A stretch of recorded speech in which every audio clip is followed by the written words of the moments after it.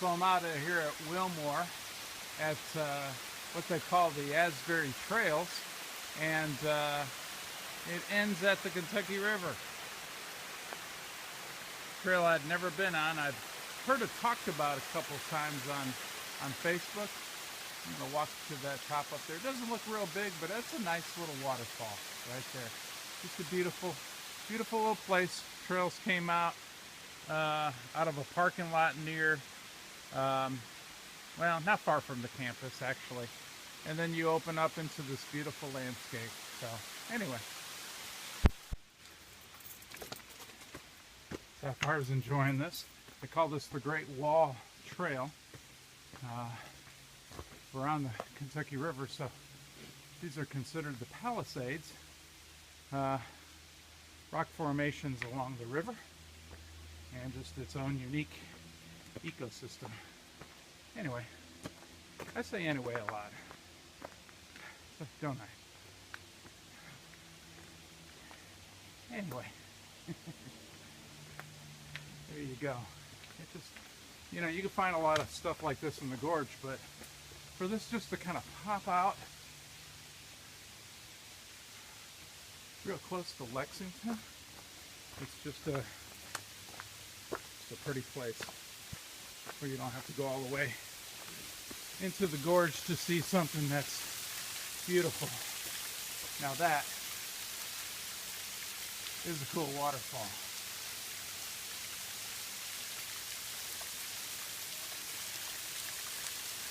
Now I like that. I didn't anticipate that. I thought that little waterfall back there was what people were talking about on Facebook, but this apparently is it. And I'm walking around the corner and bam, there it is. So I love little surprises like that.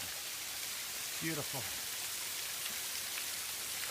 May 16th, 2016, we're out at on Asbury Trail. So we're gonna hit some other trails today, and I'll probably videotape those as well. Getting ready to finish up over here on these Asbury Trails. I don't know what the name of all this is, but like I've said many times, just pretty area, beautiful day for a hike. I'm going to try to draw a little spiritual lesson from all this today, and so hang with me as I kind of think through a few of those thoughts, or verbalize a few of those thoughts as I stand on this bridge overlooking the river a little bit, Kentucky River. Anyway, it wasn't that long ago that Granny Peg said something. It may have been several years ago, but it was something that kind of stuck in my head. Particularly as I find new neighborhoods in Lexington. You know, Lexington's not that big of a place, and but inevitably we'll make a turn and we'll say, man, we've never been down this road. And she said several years ago, she said, you know, there's places in Lexington we haven't been. And I thought, we've been everywhere. And then we turn down a road and find something new. You know, it's like that with this whole central Kentucky region. Many years ago, I had the thought in my head that this place wasn't that interesting. Yeah, there was a few cool places, Raven Run and McConnell Springs. But then I started reading online just different places that people are finding around the area, and of course one of the hidden gems is the Palisades region, kind of between. I know it extends, kind of wraps around the Lexington bluegrass region, so I don't know how long of an area that covers, but just a lot of hidden gems in here. And I thought, well, you know, I've seen a few of them from a boat or something like that, and I thought, well, there's not much else to see.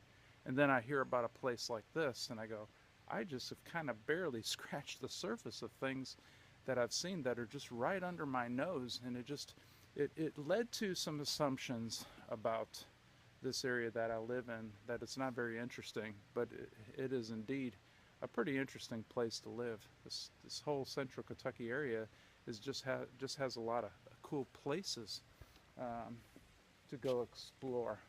I may be getting close to covering all the roads in Lexington, and but I'm sure I still have more to go with that. But I've barely scratched the surface of the nature around here.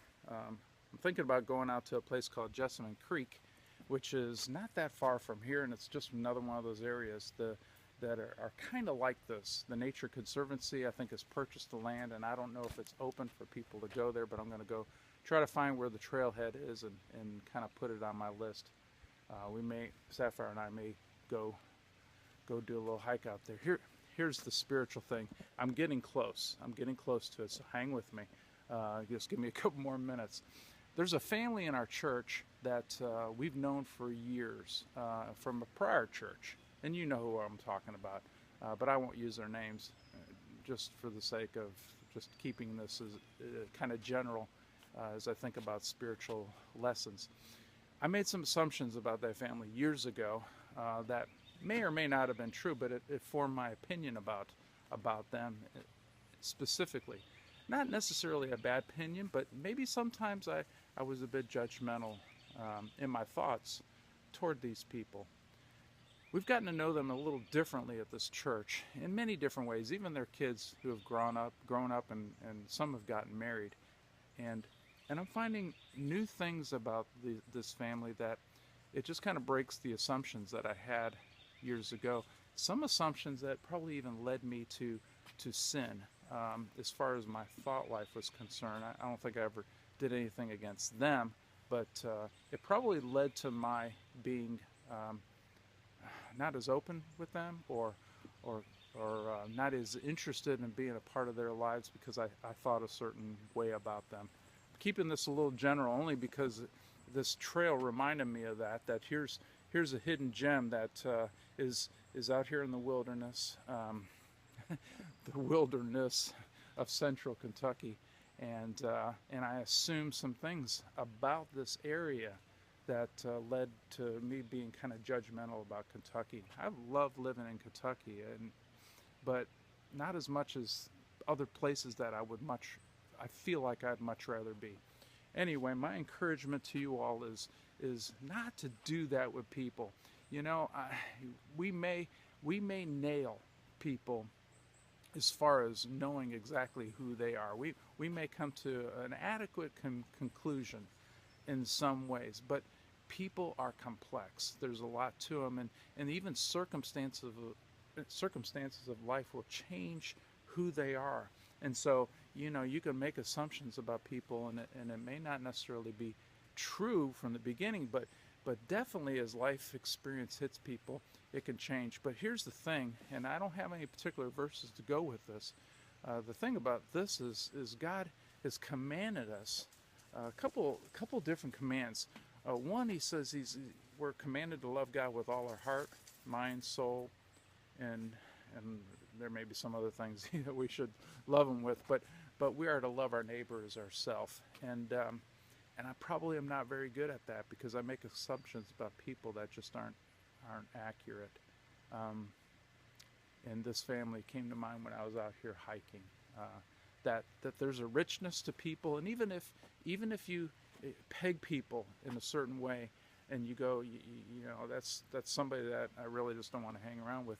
God brings people in your life for a reason, and some of them aren't necessarily meant to be lifelong friends or anything like that, but God uses them in unique ways and can use you in a unique way to touch their life. So I just got to thinking about this today because there's just so much more to life than just what pleases me and what makes me happy and what is comfortable to me. Sometimes God calls us out of our comfort zones, and I just kind of really want to be more and more ready for those encounters. So there's my long spiritual lesson. I think I probably went more in a couple minutes in explaining all that, but hopefully you understand what I'm saying here and the gist of what I'm trying to communicate. I think I got all